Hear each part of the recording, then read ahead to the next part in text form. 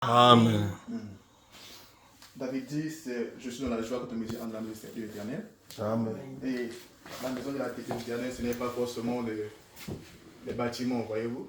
Ouais. C'est le peuple de Dieu en tant que tel. Amen. Amen. Et ce matin, nous sommes réunis pour ce jour de la résurrection pour pouvoir, comme dit Frère Madame, honorer la résurrection. Amen. Un chrétien, le dimanche, ne reste pas à la maison. Ouais. On a dit, s'il y a un lieu où vous pouvez aller adorer, allez-y et adorez. Ouais. Et Dieu a fait grâce que nous puissions avoir cet espace, ce lieu, cette possibilité de pouvoir l'adorer. Ouais. Nous allons l'adorer avec ça. Amen. Donc sans plus tarder, nous allons nous lever pour lire la parole.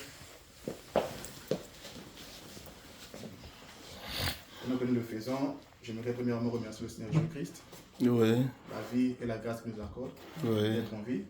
Et aussi remercier son serviteur, le pasteur Toumba, Ouais. Amen. qui nous permet de nous tenir devant son peuple pour annoncer la parole de Dieu. Amen. Alors, nous allons lire dans 2 livres. Je voulais prendre ma tablette, c'est plus rapide.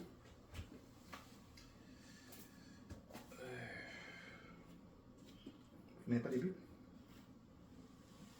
Tu peux utiliser la mienne, moi je ne sais pas. Ok, on va lire Hébreux, chapitre 4, verset 12. Après, on va lire Jean, le premier chapitre et les 4 premiers versets. Donc, nous commençons dans Hébreux, chapitre 4, verset 12. La Bible déclare ceci.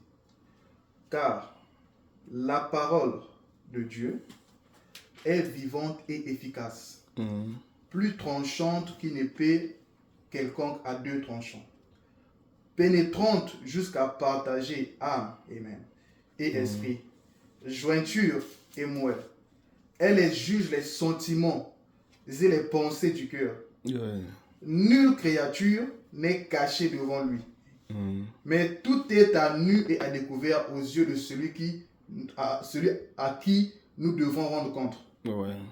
Ainsi, puisque nous avons un grand souverain sacrificateur qui a traversé les cieux, Jésus, le Fils de Dieu, demeurons fermes dans la foi que nous professons. Amen. Amen. Amen. Amen. Jean chapitre 1, verset 1. On va lire jusqu'au verset 4. La Bible déclare ceci. Au commencement était la parole. La parole était avec Dieu. Et la parole était Dieu. Elle était au commencement avec Dieu. Toutes choses ont été faites par elle. Et rien de ce qui a été fait n'a été fait sans elle. En elle était la vie. Et la vie était la lumière des hommes. Amen. Amen. Amen. On va prier le Seigneur Jésus-Christ. Tendre Père Céleste, notre Dieu, ta parole est certaine. L'Écriture déclare que les cieux et la terre passeront, mais ce que tu as dit ne passera jamais. Et tu ajoutes, Seigneur, que tu veilles sur ta parole pour pouvoir l'accomplir. Ouais. Et tu as dit, Seigneur, oh Dieu, que là où 2 ou 3 sont rassemblés en ton nom, tu es là, l'Éternel. Et Frère Madame dit, Seigneur, que tu n'es jamais en retard. Ouais. Tu viens toujours 30 minutes avant pour être sûr de ne pas manquer le rendez-vous. Ouais. Et nous savons, Seigneur, que alors que nous sommes rassemblés ce matin, oh Dieu, en ce lieu autour de ton nom, tu es déjà là parmi nous, Seigneur. Ouais. Et quand tu descends, oh Dieu, tu ne descends pas en simple spectateur, mais tu descends au Seigneur pour proclamer l'évangile au Seigneur, pour donner la vie au Père, pour agir dans la vie de tes enfants, oh Dieu. Nous te prions, oh Dieu, de faire ainsi ce matin, en ôtant l'homme du chemin, car l'Écriture déclare que toute parole d'homme, oh Dieu, soit prise pour mensonge, mais que seule la parole de Dieu aura sur la vérité éternelle. Et nous savons ce matin, oh Dieu, que ce qui peut vivifier nos êtres, Seigneur, ce qui peut vivifier notre âme, oh Dieu, c'est la parole infaillible du Dieu vivant, ô Éternel. Alors donne-la nous ce matin, ô Seigneur. Oui, nous sommes venus à toi, comme ces enfants, ô Dieu, ayant faim et soif, croyant, ô Seigneur, que tu nous donneras, ô Dieu, de ta chair, tu nous donneras de ton sang, ô Seigneur, afin que nous puissions avoir la vie éternelle. Accorde-le, s'il te plaît, Père, alors que je le demande dans ton Saint et précieux nom. Ôte-moi du chemin, ô Seigneur. Ô Dieu, que toi-même, Christ, Père, ô Roi qui pouvait te saisir la barque de Pierre pour pouvoir, ô Seigneur, prêcher l'évangile, que tu me prennes, moi, comme un instrument, Seigneur, par qui tu parleras à ce petit peuple, ô Seigneur. Ils ont tout laissé au Dieu, au roi. Ils avaient des préoccupations au Seigneur, des choses qu'ils auraient pu faire au Jésus. Mais ils sont venus à la recherche d'espoir, comme dit Frère Branham, au Seigneur. Amen. Que toi, tu puisses parler par l'homme au Dieu, afin que la solution à leurs problèmes au Père soit trouvée en toi, Christ, notre Dieu, au nom du Seigneur Jésus-Christ. Alors que je m'écarte hors du chemin, prends le contrôle de tout, au nom du Seigneur Jésus-Christ. Amen. Amen. Amen. Amen. Amen. Oh, je ne sais pas pour vous, mais moi je me sens très heureux. Oui, moi aussi. J'ai passé un bon moment de méditation Ok. et Dieu fasse quelque chose pour nous ce matin. D'accord. Alors ce matin, je me réimplanter dans la même lancée que l'homme de Dieu avait commencé la dernière réunion. Je pense que c'était le jeudi ou le vendredi. Mercredi, non? Mercredi, je pense. Ouais. Voilà. Donc sur le socle de l'église. Et moi, j'aimerais rester dans le même contexte. Donc ce matin, j'ai le message de ce matin. Le fondement de notre foi. Amen. Amen. Amen. Le fondement de notre foi.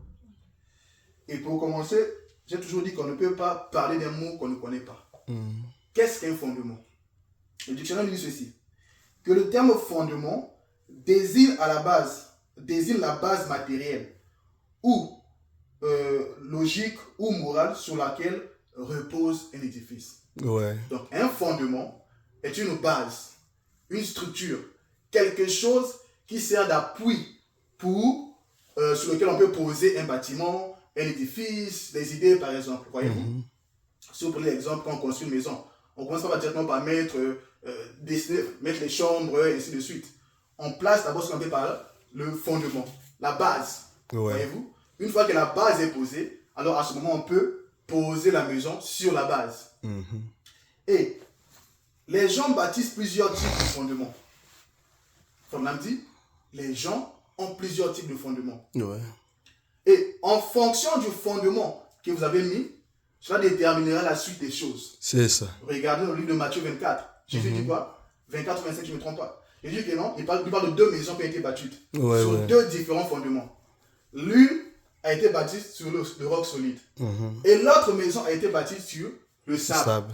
Et Jésus dit que quand les vents sont venus, quand les tempêtes ont soufflé, quand la pluie est tombée, celle qui était bâtie sur le sable, elle a été ébranlée. Il dit pourquoi ça? Parce que le fondement sur lequel la maison se tenait n'était pas un bon fondement.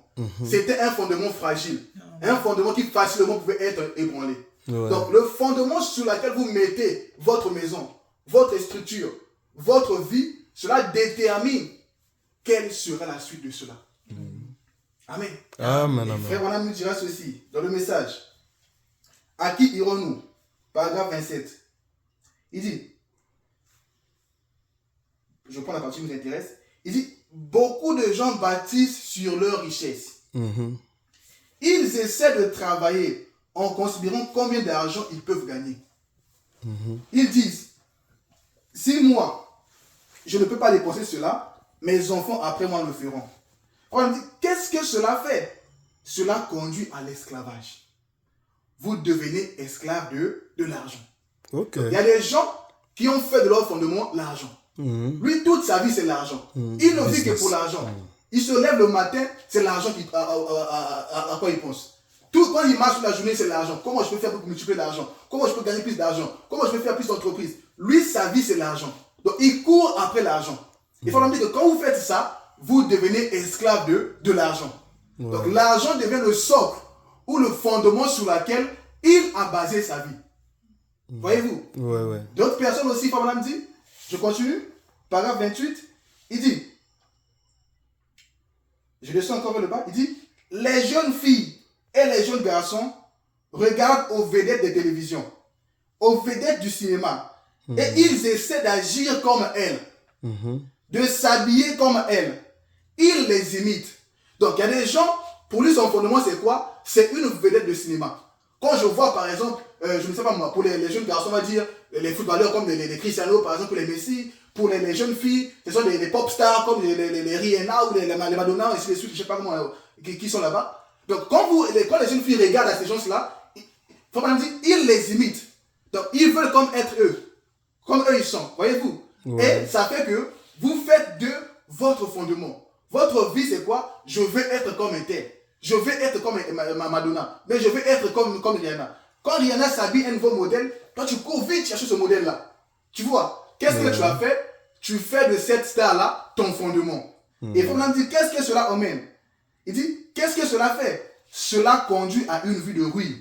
Amen. Une vie de chaos. C'est du chaud, du foin qui seront brûlés lors du jugement. Ouais. Voyez-vous, un homme peut avoir plusieurs fondements. Les hommes bâtissent sur plusieurs fondements. Mais tous ces fondements-là, Frère Branham dit, ce ne sont que des sables mouvants. Ce ne sont que des fondements qui vont passer. Ce ne sont pas des fondements solides sur lesquels vous pouvez mettre votre foi. Vous pouvez bâtir votre vie. Mais il y a un fondement solide sur lequel nous pouvons construire, qui fera que peu importe ce qui pourra se passer, ce fondement-là ne sera pas ébranlé.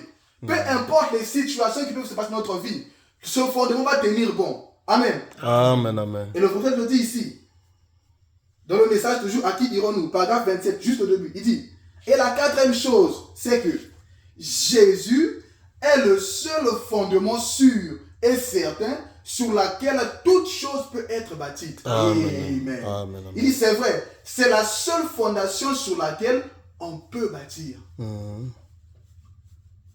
La seule fondation sur laquelle on peut bâtir, c'est Jésus et Jésus seul. Amen, amen. Amen. Amen. Et Jésus, qu'est-ce qu'il est? Jésus, c'est la parole. Amen. Donc, le fondement sur lequel nous bâtissons, c'est Jésus, virgule, la parole. C'est ça. La Bible déclare que les cieux et la terre passeront, mais ma parole ne passera jamais. Amen. Pourquoi ça? Parce que la parole de Dieu, c'est Dieu lui-même. Amen. Amen. Frère Branham dit que quand vous avez Christ comme votre fondement, il dit rien ne peut vous ébranler. Pourquoi cela? Parce que Christ est le maître des temps et des circonstances. Quand vous avez Christ en vous, vous devenez le maître des temps et des circonstances. Amen. Amen. Amen. Vous devenez au contrôle de toutes choses. Et donc, rien ne peut vous ébranler. Parce que celui qui contrôle toute situation, il est en vous. Et quand un chrétien arrive à cette révélation-là, il ne peut plus avoir peur. Ouais. Quand quelque chose arrive, Frère dit, c'est Frère Billy Paul qui relève le témoignage de Frère Branham. Il dit qu'il a remarqué une chose dans la vie de Frère Branham.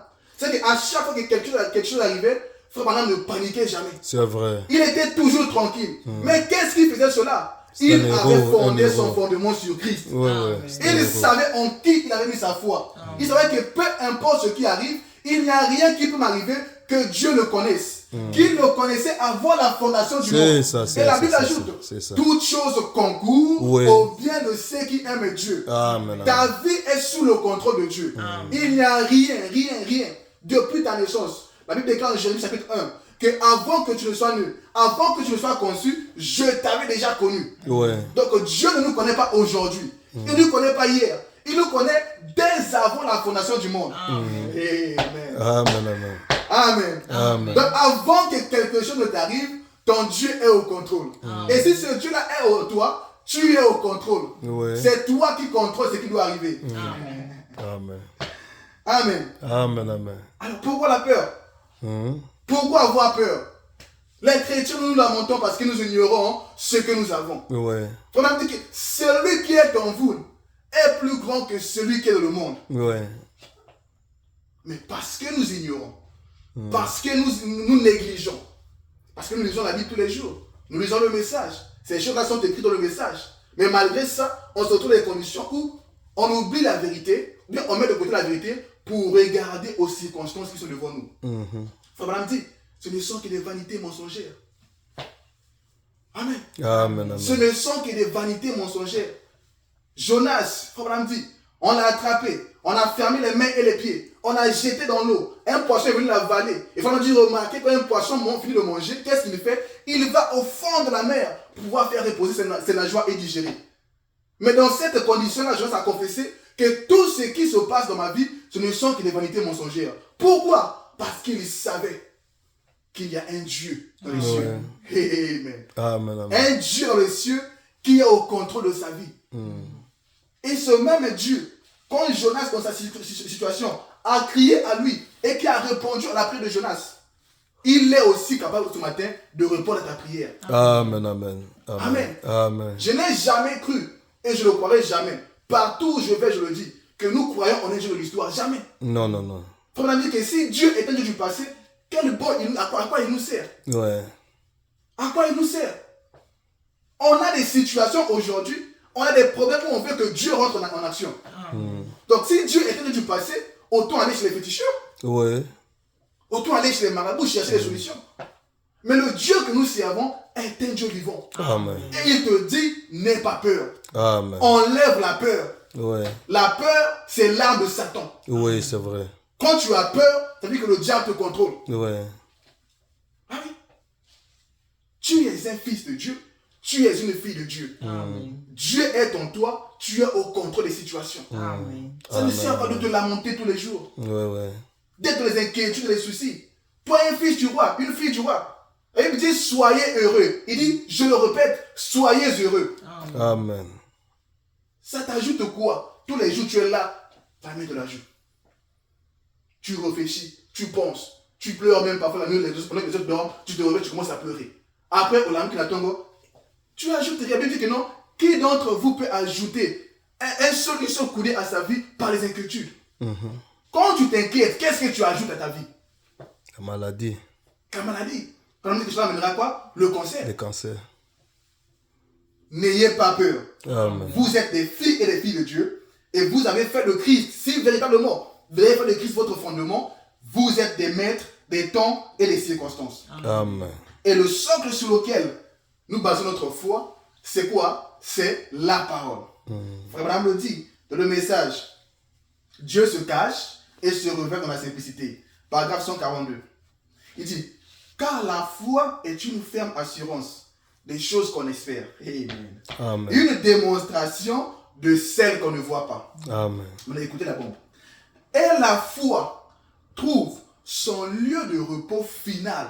Quand on dit final, ça veut dire qu'il n'y a pas une suite après ça. Voyez-vous, dans les matchs par exemple du mondial qui est juste là, ça veut dire que non, on joue la finale. Ça veut dire qu'après ce match-là, il n'y a plus d'autre match. Amen. Amen. Et la foi trouve son lieu de repos final. C'est-à-dire qu'après ça, il n'y a plus d'autre place. C'est dans la parole de Dieu. Amen. Amen. Donc notre foi, Amen. le fondement de notre foi, ce n'est pas dans un homme, ce n'est pas dans une église, ce n'est pas dans un système, ce n'est pas dans une conception intellectuelle. Le fondement de notre foi, l'endroit où nous mettons notre foi, où notre foi se repose, c'est dans la parole de Dieu. Amen. Amen. Amen. Mais pourquoi dans la parole de Dieu? Pourquoi pas dans une église? Pourquoi pas dans un homme? Pourquoi pas dans un bâtiment ou dans une organisation? Mais pourquoi seulement dans la parole de Dieu? Frère Abraham dit, dans le message, l'ensevelissement, paragraphe 11, il dit, premièrement, nous aimerons regarder, attirer votre attention sur l'infaillibilité de la parole de Dieu. Alléluia. Amen. Dieu tient sa parole à la lettre. Dieu tient sa parole à la lettre. Ça veut dire que quoi? Que la parole de Dieu ne peut jamais faillir. Amen. Voilà pourquoi nous mettons notre foi dans la parole de Dieu. Amen. Amen. Elle ne peut jamais faillir. La parole de Dieu est Dieu lui-même. On a lu ça ici dans Jean chapitre 1. La Bible déclare quoi? Qu'au commencement était la parole. Ouais. La parole était avec Dieu. Et la parole était Dieu lui-même. Et Frère Abraham déclare, Amen. Il dit, regardez au commencement, quand Dieu savait qu'il y aura une bataille qui devait s'enclencher entre le bien et le mal. Et il fallait qu'il donne à ses enfants l'arme la meilleure pour combattre contre l'ennemi. Et Frère Abraham dit, Dieu a regardé et il n'a rien trouvé de mieux de donner à ses enfants si ce n'est que la parole. Mais Frère Abraham dit, pourquoi la parole? Parce que la parole, c'est Dieu lui-même. Donc Frère Abraham dit, Dieu s'est donné lui-même à ses enfants comme arme pour combattre l'ennemi. Amen. Amen. Amen. Donc la parole, c'est Dieu lui-même. Quand vous avez la parole avec vous, vous avez Dieu. Ouais. Ah oui. Quand tu as la parole avec toi, tu as Dieu, frère. Et quelqu'un qui a Dieu ne peut pas avoir peur. C'est C'est ça. qu'on me dit, qui est plus puissant que Dieu? Il est celui qui a créé les cieux et la terre. Il est celui qui a la domination sur toutes choses. Amen. Amen. Rien n'est au-dessus de lui. L'immuable, l'incomparable, l'inexprimable. On le chante ici, non? Ouais. C'est riche, c'est pas faux. Celui qui a Dieu, la parole de Dieu, a Dieu lui-même. Amen. Regardez David. quand il s'est tenu devant Goliath, alors que tout le monde avait peur de Goliath, on regardait à la taille et à la structure de Goliath. Mais David croyait en la parole que Dieu avait prononcée par Abraham. Quelle est cette parole-là? Que ta postérité possédera la porte de ses ennemis. Et David savait que peu importe la taille de ce géant, peu importe sa grandeur, mais moi j'ai quelque chose qui est au-dessus de lui, qui est plus grand que lui. Cette chose-là, c'est quoi? C'est la promesse infaillible de Dieu. La parole de Dieu donnée à Abraham. Amen. Voilà pourquoi David, avant même d'aller affronter Goliath, veut dire que tu viens à moi avec ta lance, ton javelot, mais moi je viens au nom de l'Éternel. Et je vais aujourd'hui couper ta tête. Il a donné aux yeux du ciel. Mais qu'est-ce qui faisait la force de David? Est-ce que c'était sa taille? Non. On a dit que c'était un petit gringalet. Est-ce que c'était son expérience au combat? Non. Il n'avait aucune expérience. Un berger. C'est vrai, c'est vrai. Mais qu'est-ce qui faisait la force de David? L'assurance de David, c'est qu'il savait qu'il avait la parole de Dieu qui avait été prononcée. Et il savait que la parole de Dieu ne peut jamais faillir. Si Dieu l'a dit, la chose est réglée. Amen, amen. Amen. Amen, amen. Si Dieu l'a dit, la chose est réglée. Et la parole que David avait, qui le permet d'être rassuré, mais d'être fortifié face à Goliath, c'est la même parole que tu as aujourd'hui. Amen. Amen. Amen, amen. Maintenant, de quoi tu as peur? Si David, avec la parole, sur le son des boucs et des taureaux, a pu s'avancer pour dire Goliath, peu importe ta grandeur, j'ai le dessus sur toi. Mais qu'en est-il de toi aujourd'hui? Sous le son de Christ, tu as la parole infaillible du Dieu vivant. Tu as Dieu lui-même avec toi. Amen. Et tu trembles devant l'ennemi. Oh Seigneur. Amen. Amen, amen. Ah oui. La parole, c'est Dieu lui-même. Ah oui. Deuxième. Pourquoi la parole de Dieu? Parce que la parole est la source originale de toute forme de vie. Amen. Tout ce qui existe, la Bible déclare ça dans Jean 1, chapitre 3. Toutes choses ont été faites par elle. Oui. Elle est qui? La parole. Tout ce qui existe, existe à cause de la parole. Frère Madame dit, la terre sur laquelle vous marchez ce matin, c'est la parole de Dieu manifestée. Le banc sur lequel vous êtes assis ce matin, c'est la parole de Dieu manifestée. Amen. On dit que l'homme n'a fait que prendre le matériel de ce que Dieu a déjà créé et il a fait les bancs. Mais à la base, c'est la parole de Dieu qui a prononcé, qui a manifesté ça. Ouais. Elle est la forme. Amen. Amen. La source originale de toute forme de vie. La forme de civilisation la plus ancienne. La parole de Dieu. Et vous devez savoir quelle est la force qu'il y a dans la parole.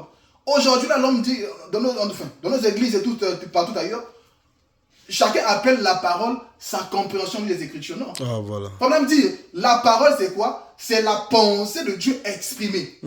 Dieu a pensé et il a exprimé. Mais comment nous connaissons la pensée de Dieu exprimée aujourd'hui? Il faut même dire que la parole de Dieu ne vient que par un prophète. Donc, on a aujourd'hui reçu un prophète qui nous a révélé la pensée de Dieu qui était cachée. Amen. Amen. Les choses que Dieu a mis dans ta pensée, que personne ne connaissait. Il fallait qu'un prophète vienne pour nous les révéler. Donc aujourd'hui, quand nous lisons ce message, quand nous lisons, écoutons les bandes, nous recevons la parole de Dieu, la pensée de Dieu exprimée.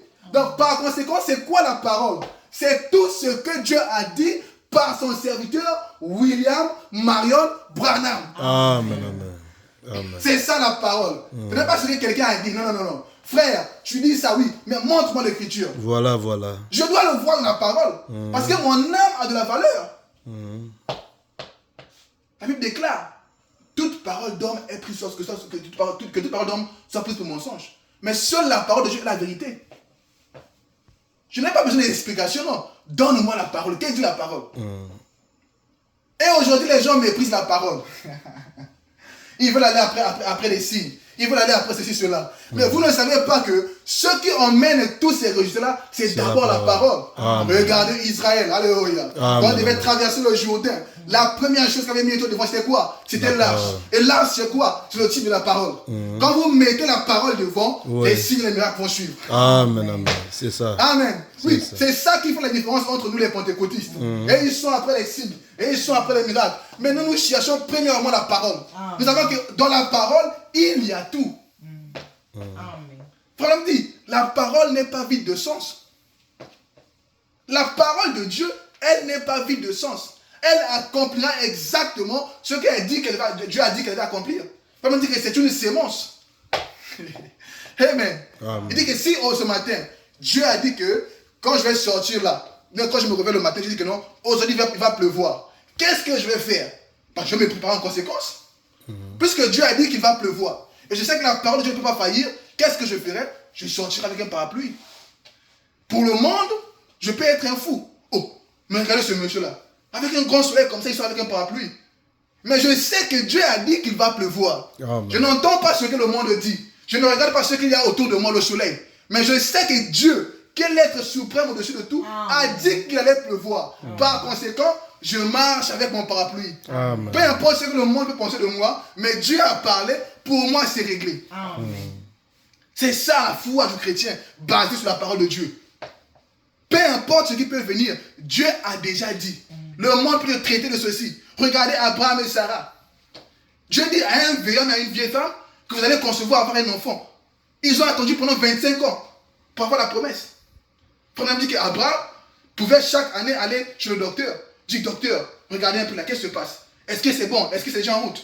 Le docteur dit non, pas encore, ça n'est pas là. Mais Abraham disait, oh, gloire à Dieu, on va avoir cet enfant. La Bible déclare qu'Abraham regardait comme étant contraire et non existant tout ce qui était contraire à la parole de Dieu. Ses yeux étaient rivés sur quoi? Sur la parole de Dieu. Il ne regardait pas l'âge de Sarah. Il ne regardait pas son âge à lui-même. Mais il regardait à quoi? À ce que Dieu a dit. Et c'est sur ce fondement-là que le chrétien doit se tenir. Qu'est-ce que Dieu a dit? Peu importe les sorciers du village, la famille, je ne sais pas qui, ce que l'homme a dit, ça importe peu. Celui qui a le dernier mot dans la vie d'un fils de Dieu, dans la vie d'une fille de Dieu, c'est le Seigneur Jésus-Christ. Si tu as fait de lui ton fondement. L'oncle a dit, en tout cas je vois là vous allez réussir. Dans la vie, là, tout le monde, dans notre famille, tous les enfants ne vont pas réussir. Ne vont pas aller au loin dans les études. Ne vont pas se marier. Ne vont pas faire ceci, cela. Mais qu'est-ce que Dieu a dit? Amen. Quand tu as la parole de Dieu comme fondement, tu ne trembles pas. Quand quelque chose se passe, un événement, un incident, la première chose que tu cherches, qu'est-ce que Dieu a dit? Et quand tu as trouvé ce que Dieu a dit, tu restes là. Tu deviens comme un Jacob. Amen. Tu t'accroches à ça. Seigneur, je ne te lâche pas jusqu'à ce que j'ai vu cette promesse être accomplie dans ma vie. Seigneur, je ne te lâche pas jusqu'à ce que cette sémence ait produit des fruits dans ma vie. Le problème, c'est quoi aujourd'hui? C'est que les croyants sont devenus des chrétiens frontaliers. En anglais, on dit des borderline. C'est-à-dire qu'il va jusqu'au bord de la ligne et il s'arrête là. Mais franchis la ligne. Amen. Franchis la ligne. Crois Dieu jusqu'à la manifestation. Il semble aujourd'hui que la parole de Dieu n'a plus sa puissance. Il semble aujourd'hui que la parole de Dieu c'est de l'histoire. Ce n'est pas la parole de Dieu qui a un problème. On dit que Dieu est toujours Dieu. Le problème, ce sont nous les croyants. C'est vrai, c'est vrai. Quelle place donnons-nous à la parole? Quel fondement avons-nous bâti nos vies sur? Est-ce que tu comptes tes propres capacités? Est-ce que c'est sur ça que tu as bâti ta vie? Non, je suis capable de. Je sais que je suis intelligent. Je suis intelligente. Je peux travailler. Je suis un bon travailleur. Je suis actif. Est-ce que c'est sur ça que tu as bâti ta vie? Est-ce que c'est sur ça que tu as bâti ta vie? Quel est le fondement de ta foi ce matin?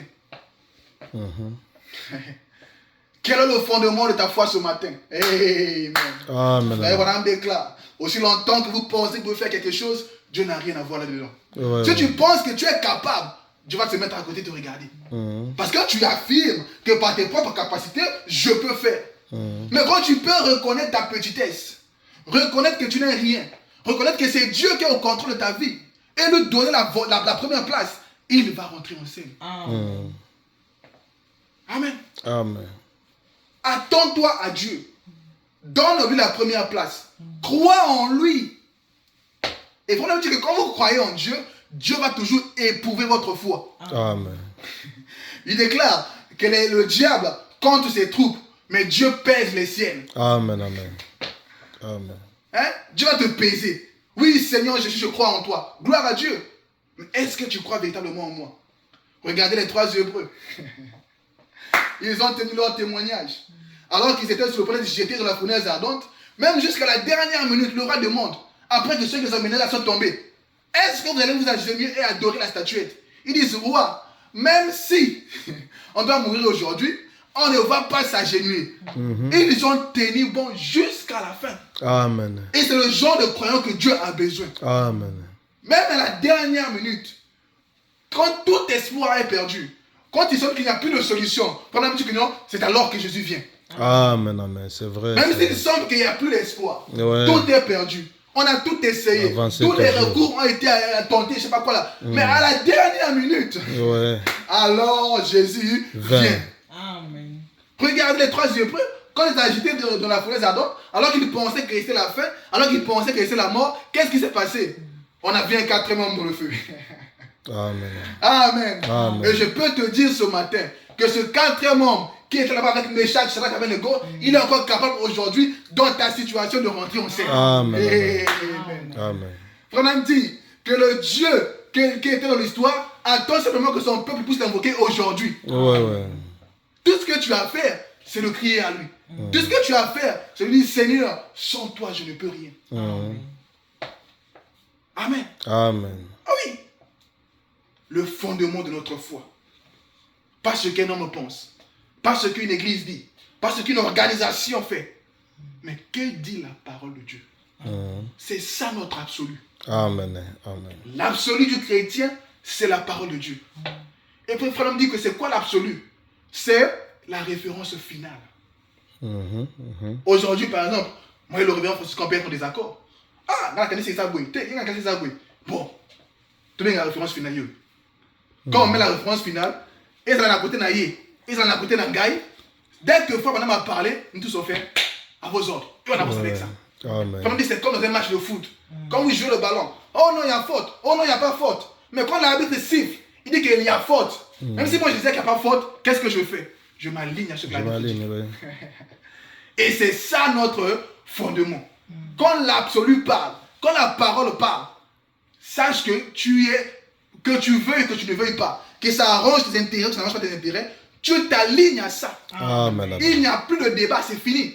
Mais quand on te donne la parole et que tu commences à débattre, il faut dire, remarquez, vérifiez l'esprit qui est en vous.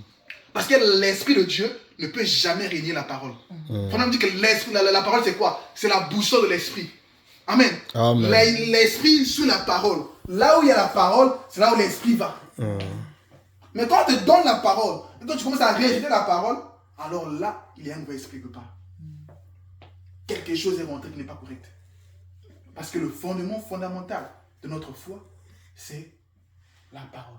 Amen. Amen. Amen. Oui, la parole de Dieu. Amen. Amen. C'est le fil conducteur de l'esprit. Oh Jésus. Frère, déclare ceci. Dans le message, la confirmation de la commission. Il dit, paragraphe 28. Je ne vais pas être long vraiment. Je vais finir par là. Il dit, la Bible dit que l'évangile n'est pas venu en parole seulement. Oui, on croit en la parole. Mais cette parole-là, la Bible dit que Dieu ne l'a pas dans ce moment pour qu'elle soit là une parole. On va répéter la parole. Mais dans la parole, dit frère Branham, il y a la puissance de transformation. Amen. Amen. Alléluia. Amen. Amen. Amen. Il y a la puissance de transformation. On dit, remarquez au commencement, lorsque la terre était informe et vide, c'était un chaos, on dit un tohu-bohu. Mais lorsque la parole de Dieu a été prononcée, la parole est allée prendre chaque élément et les mettre à sa place. Quoi? Qu'est-ce qui a fait ça? La puissance de transformation, dit Branham, qui était cachée dans la parole. Et la même puissance de transformation qui était cachée dans la parole au commencement, cette même puissance de transformation est cachée dans la parole que nous avons reçue aujourd'hui. Amen. Amen. Amen. La parole, c'est l'adresse de Dieu. Ouais. Tu veux voir Dieu aujourd'hui, ne cherche pas loin. Va dans sa parole. Étudie la parole. Prie. Et ce qui est dans la parole va se rendre chair et manifeste en toi. La Bible dit que la parole n'est pas venue simplement en parole, mais avec puissance et démonstration du Saint-Esprit. Amen. N'ayez pas peur. Ouais. Mangez seulement la parole. Frère Madame dit quoi? Amen. Il dit, remarquez. Et Rebecca, quand Eliezer est allé vers elle, qu'est-ce que Rebecca a fait? Elle a pris de l'eau et elle a nourri les chameaux qui devaient la transporter plus tard. Il faut dire que les animaux, un animal c'est quoi? C'est une puissance. Rebecca, par la parole, les yeux de la vie, il faut dire que Eliezer était parti où? Aux yeux de la vie. Chercher quoi? La parole de vie. Amen. Par cette parole-là, il a nourri les chameaux, la puissance. Et il faut dire que c'est cette puissance-là qui devait emmener Rebecca pour aller à la rencontre d'Isaac. Amen. De même, nous aussi aujourd'hui, qu'est-ce qu'on fait? On dit, mangez simplement la parole. Il dit que c'est comme une graine. Il dit, dans la graine, il y a déjà tout. Ouais. Amen. Il y a les feuilles, il y a les fruits, il y a le tronc, il y a les branches, il y a tout dans la graine. Mais qu'est-ce que vous devez faire? Simplement arroser la graine. Laissez la graine boire de l'eau. Laissez la graine boire de l'eau. Laissez la graine boire de l'eau. Et à un moment, qu'est-ce qu'on va voir? On va remarquer la tige va sortir. On va remarquer les branches vont sortir. On va remarquer les feuilles vont sortir. On va remarquer les fruits vont sortir. Mais tout ça était où? Dans la graine. Amen. Il dit, cela est en vous. Le Saint-Esprit que vous avez reçu, dans le Saint-Esprit, il y a tout. Dieu a pourvu tout ce dont vous avez besoin de la terre jusqu'à la gloire du frère Madame. Et tout ça se trouve où? Dans le Saint-Esprit. Frère Madame dit que le ciel est en vous. Les anges sont en vous. Mais qu'est-ce que vous devez faire? Prenez simplement la parole. Buvez de l'eau. Prenez la parole. Prenez la parole. Et au fur et à mesure que vous mangez la parole, vous grandissez. Les tiges vont sortir. Les branches vont sortir. Les fruits vont commencer à sortir. Les feuilles vont commencer à sortir. Et vous allez être exactement ce que Dieu a dit que vous êtes appelé à être. Ne courez pas après les choses vaines. Non. Prenez la parole. Dans la parole, il y a tout. Amen. Tu seras surpris. Parce que tu écoutes la parole. Tu lis la parole. Un jour, tu vas voir comme ça, maintenant, vouloir manifester cette parole en toi. Tu iras à l'école. Tu passeras quelque part. Une sœur vient te voir. Oh, bien, mais moi, ça ne va pas. Qu'est-ce qui se passe? Non, j'ai telle situation. J'ai telle maladie. J'ai tel problème. Mais comme la puissance est en toi, quand tu vas prier, automatiquement, ça va rentrer en action. Amen. Marie avait mangé la parole que l'ange lui avait donnée. Quand elle a mangé ça, qu'est-ce qui s'est passé? La vie, ça a commencé à se créer en elle. Et quand elle a eu la vie en elle, elle est allée vers Élisabeth. Par un simple shalom, une simple salutation, la vie a été transmise. La Bible déclare que l'enfant qui était mort dans le sein d'Élisabeth a commencé à tressaillir. Mais qu'est-ce qui a fait cela? Parce que Marie, premièrement, avait avalé la parole. Amen. Elle avait avalé la parole. Cette parole s'était faite chair en elle. Et quand elle a prononcé la parole a produit la vie. Et c'est la même chose que cette parole va faire dans la vie de chaque croyant, de chaque fils et de chaque fille de Dieu. Mangez seulement la parole. Mangez seulement la parole. Vous allez voir cette parole-là être rendue réelle et manifeste dans votre vie. Tu auras une situation. Quand tu pries, directement, la chose se fait. Mais qu'est-ce qui fait ça? C'est la parole de Dieu en toi. Elle n'est pas venue en parole seulement, mais en manifestation de la puissance. Amen. Alléluia. Il dit, autrement dit, écoutez, c'est le Saint-Esprit qui prend la parole de Dieu et qui la manifeste. Il dit, vous voyez, et en d'autres termes, donc là il explique maintenant, en d'autres termes, l'unique moyen pour les miracles de Marc 16, alléluia, puisse s'accomplir, puisse accompagner le croyant, est que le Saint-Esprit lui-même prenne la parole de Dieu et la démontre aux gens. Tu ne feras pas des efforts. C'est le Saint-Esprit en toi, la parole de Dieu en toi, qui va faire ce que la puissance se manifeste. Le fondement de notre foi. Qu'est-ce que cela est? La parole de Dieu. Voilà pourquoi, comme je dis, je ne serai pas long. C'est à quoi je vous appelle ce matin, frères et sœurs, gardons la parole. La Bible déclare que tout le matériel a été donné à l'épouse afin qu'elle puisse se préparer elle-même. Nous sommes dans l'attente d'un événement glorieux. C'est quoi cet événement-là? c'est le retour de notre Seigneur Jésus-Christ. Ouais. Amen. Amen. Et il nous a dit quoi? Il nous a donné sa parole pour que nous puissions nous-mêmes, avec sa parole, nous préparer. Donc, on ne peut pas troquer cela pour des choses de futilité. Pour le monde. Pour la popularité, comme dit Madame ici. Vouloir ressembler aux vedettes. Pour l'argent. Pour la gloire. Ou pour quoi que ce soit d'autre. Mais gardons la parole comme notre dépôt. Que rien ne nous sorte de la parole. Soyons ce poisson-là qui toujours veut rester dans la parole, dans l'eau. Quand tu sors un peu de l'eau, tu sens que tu es mal à l'aise. Non, tu dois vite retourner. Ma place, c'est dans la parole.